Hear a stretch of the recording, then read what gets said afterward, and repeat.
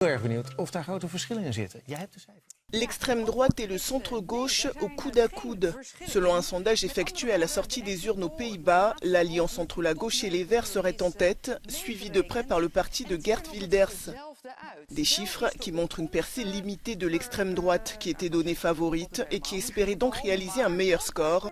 Mais sur le réseau social X, le leader populiste a revendiqué une victoire gigantesque.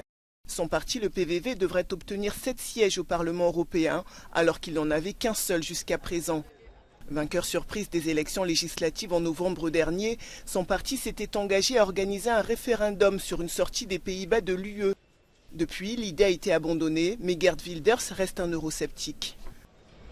If you want to change the asylum policy, you also have the influence of the European Union with all the guidelines that we are bound on.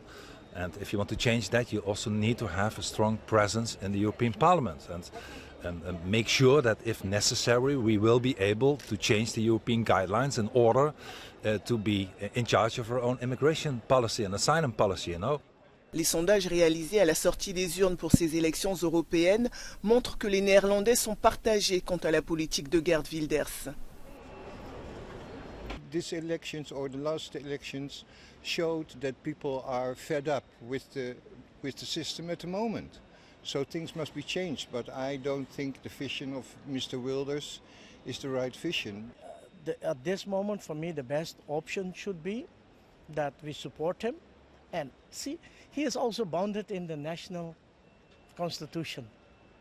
He cannot do anything more than that. But at least somebody change the situation. You should have a change in life.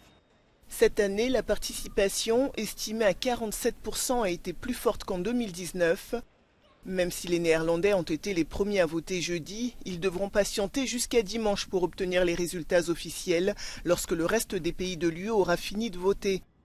Le scrutin se déroule sur 4 jours dans les 27 États membres. Plus de 370 millions d'électeurs sont appelés à voter pour élire 720 eurodéputés.